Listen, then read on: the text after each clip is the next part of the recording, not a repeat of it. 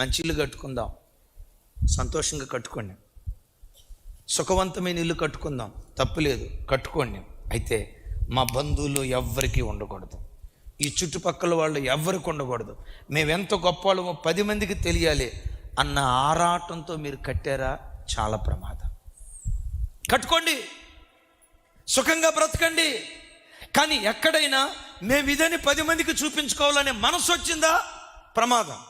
నేను ఎందుకు అంటే బంగారం పెట్టుకోవద్దని నేను చెప్పను, ఎవరిష్టం వాళ్ళదే, ఎవరిష్టం వాళ్ళదే.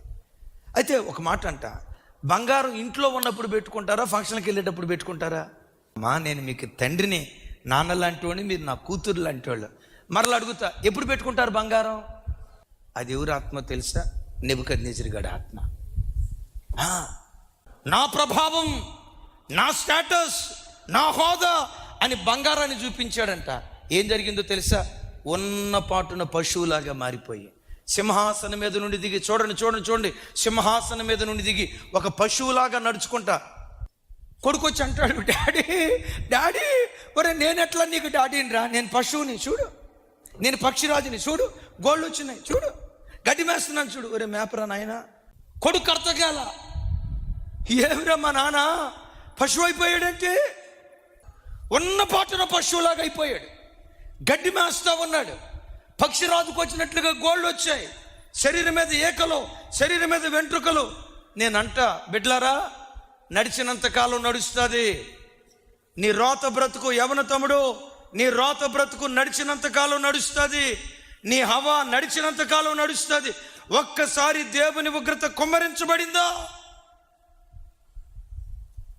ఆశ్చర్యానికి కారణంగా ఉండాల్సిన నీ కుటుంబం విస్మయానికి కారణమైపోద్ది. అయ్యో బాబోయ్, అయ్యో బాబోయ్, అయ్యో ఎట్లా జరిగిందా, అయ్యో అట్లా. హృదయ కాఠిన్యతుందేమో జాగ్రత్త, హృదయ కాఠిన్యతుందేమో జాగ్రత్త.